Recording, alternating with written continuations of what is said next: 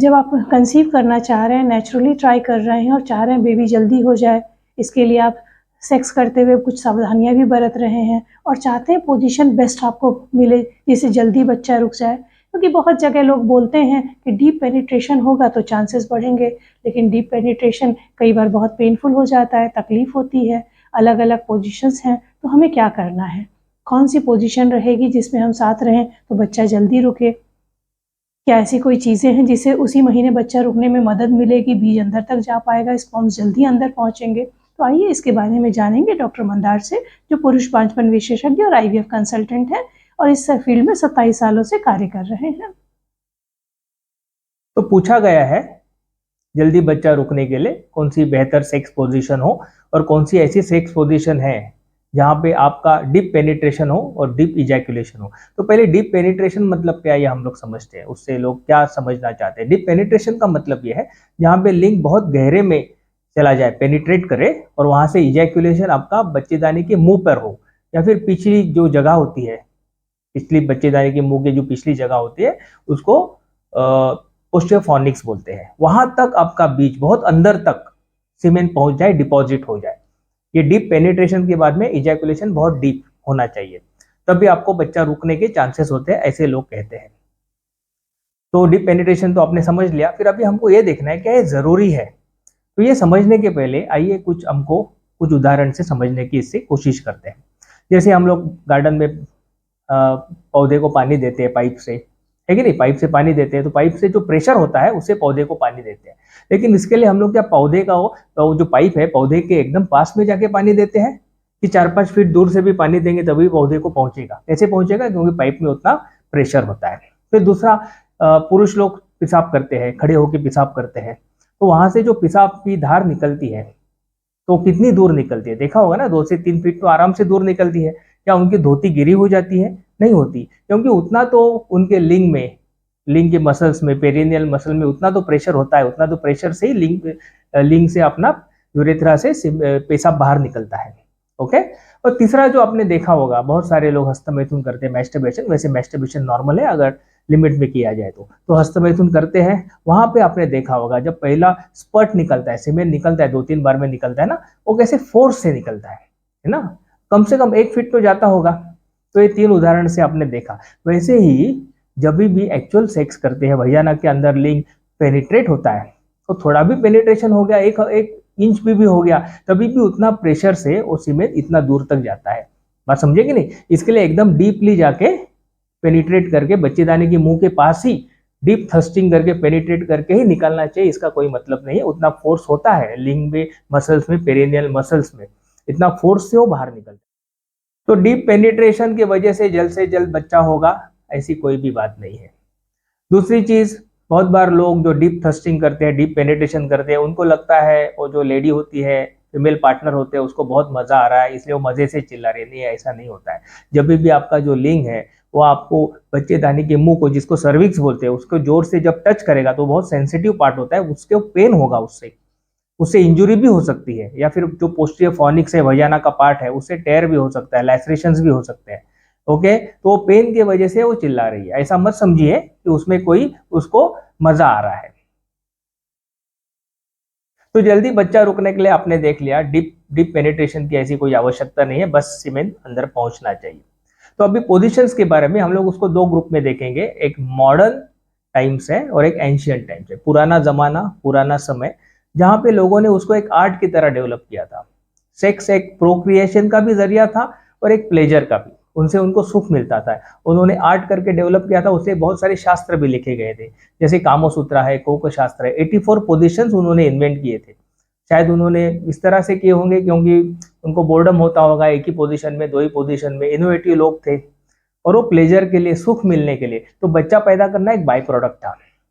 हाँ, तो आपने भी देखा होगा पहले वाले लोग प्रोक्रिएशन में भी वो 1 डजन, आधा डजन बच्चा होना तो नॉर्मल होता था।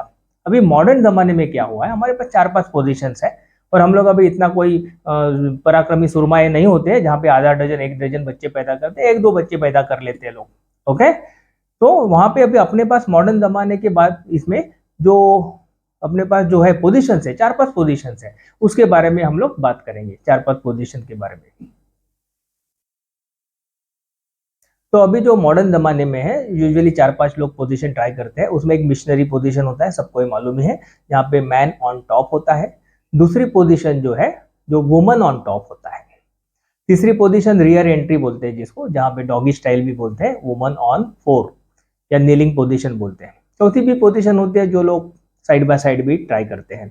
तो ये 4 पोजीशंस हैं, बाकी की पोजीशन थोड़ा बहुत मॉडिफिकेशन में है। तो इस 4 पोजीशन के बारे में बात करेंगे कि इसमें से कौन सी पोजीशन सही है जिससे जल्द से जल्द बच्चा होने में आपको मदद मिलेगी।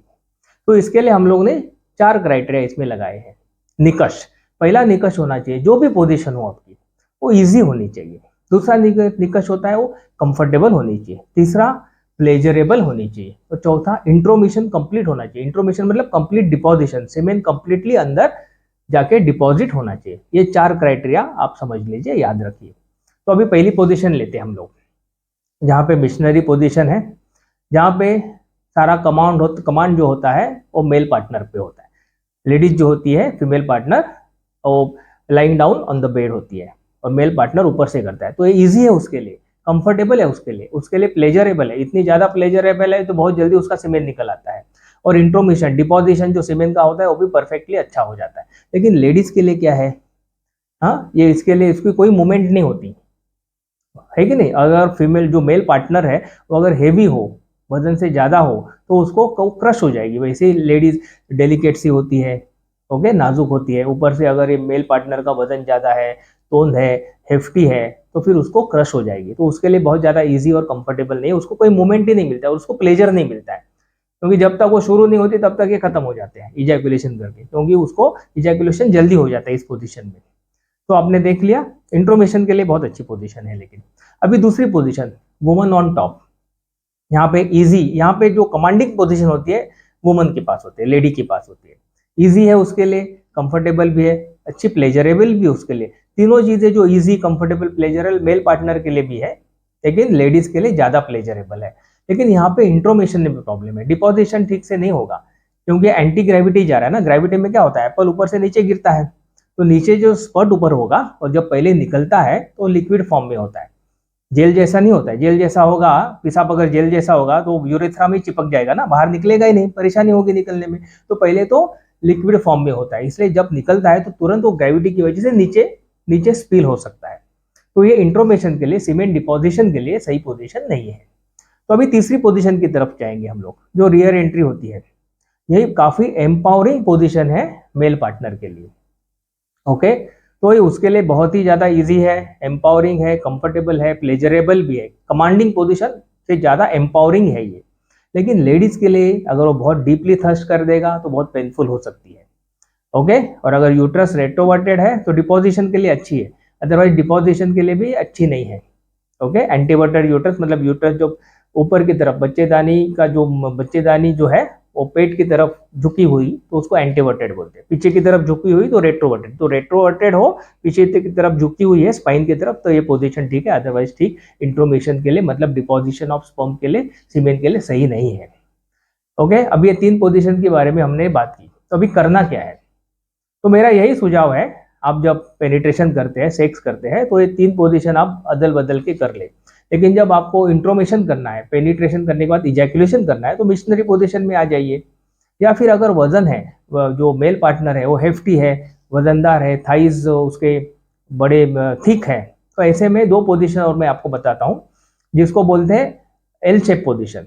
अगर बेड जो है आपका जमीन के ऊपर है, तो फिर लेडी जो है बेड पे लेटी हुई है और जो जेंट्स पार्टनर जो है, मेल पार्टनर जो है उसके पास बैठा हुआ है पैर के पास, फिर पेनिट्रेट करता है, फिर अंदर इजैकुलेट करता है, तो उसको बोलते हैं एल शेप पोजीशन, ओके। तो ये सही होगी इंट्रोमिशन के लिए, डिपॉजिट करने के लिए स्पर्म। और एक पोजीशन है जहाँ पे बेड पे अगर आप सेक्स कर रहे हैं, तो जो फीमेल पार्टनर है वो एज की तरफ आ जाए, बेड के एज की तरफ आ जाए, और जो मेल पार्टनर है वो जमीन पे खड़ा हो जाए, फिर वहां से पेनिट्रेट करे, फिर वहां से इजैकुलेट करे। तो ये जो हेवी लोग हैं, वजन है उनका, तो उनके लिए ये पोजीशन बहुत अच्छी है। तो इस पोजीशन में आप करें। और बेसिकली यही हमेशा याद रखें, सेक्स, लव मेकिंग एक आर्ट है, उसको आपको एंजॉय करना है, और बेबी मेकिंग एक बाय प्रोडक्ट है उसका, ओके। सुनने के लिए धन्यवाद।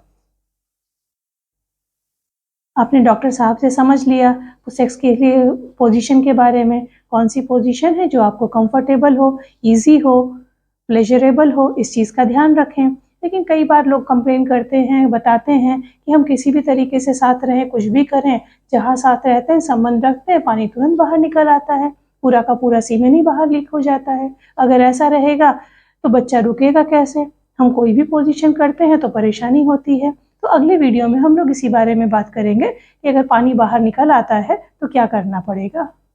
आपको वीडियो पसंद आया हो तो लाइक, शेयर, सेव और सब्सक्राइब करें, और अगर इससे संबंधित कोई सवाल हो तो कमेंट बॉक्स में पूछें। हम बहुत जल्दी ही आपकी क्वेरीज का आंसर करने की कोशिश करेंगे। Thank you.